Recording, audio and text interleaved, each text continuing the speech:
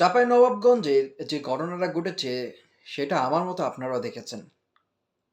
বিজিবির যেই প্রতিবাদ, বিজিবির যে শক্ত অবস্থান সেটা থেকে আমার গর্বে বুকটা ভরে গিয়েছে।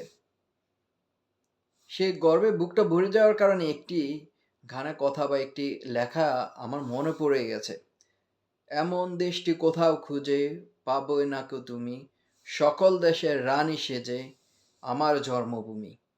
জন্মভূমির জন্য বিজিবি যেভাবে গতকালকে আওয়াজ উঠেছে, প্রতিবাদ করেছে, একটি তার কাটা বেড়া নিয়ে আমাদের পার্শ্ববর্তী বন্ধু রাষ্ট্র বলেন যে ভারতের বর্ডার গার্ডে যারা রয়েছেন বিএসএফ তাদেরকে চোখে চোখ রাঙিয়ে গতকালকে দেখিয়ে দিয়েছেন গত দিন যে আমরাও পারি, আমরাও পারি।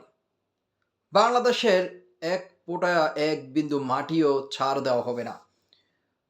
বিজিবির পাশে বাংলাদেশের জনসাধারণও ছিল, যেটা থেকে আরও গর্বে বুকটা ভরে গিয়েছে। আমরা পারি।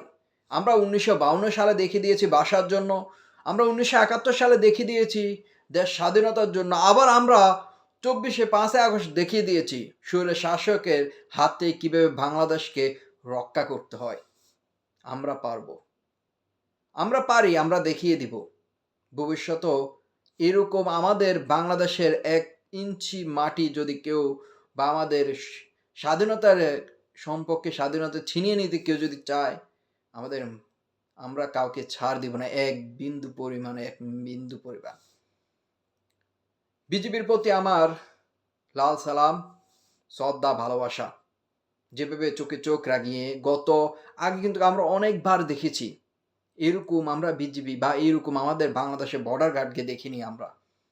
সাহস, শক্তি, মনোবল, যোদ্ধা হিসাবে। এমনই চাই আমরা। এমনই চাই আমরা।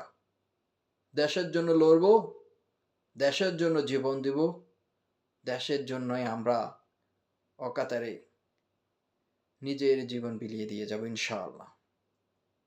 ভালো থাকবেন। চাঁপাইনবাবগঞ্জের যে তার কাটা বেড়া নিয়ে সেটা সমাধান হয়েছে। তারা পিছু উঠতে বাধ্য হয়েছে বিএসএফ বা ভারতের বর্ডার গার্ড যারা রয়েছেন। এরকম আমরা আর চাই না আমাদের মানচিত্রের ভিতরে কেউ এসে দখলদারিত্ব করুক। সবাই আওয়াজ উঠাবেন, প্রতিবাদ করবেন। আমরা আছি আপনাদের সাথে। বাংলাদেশ জিন্দাবাদ।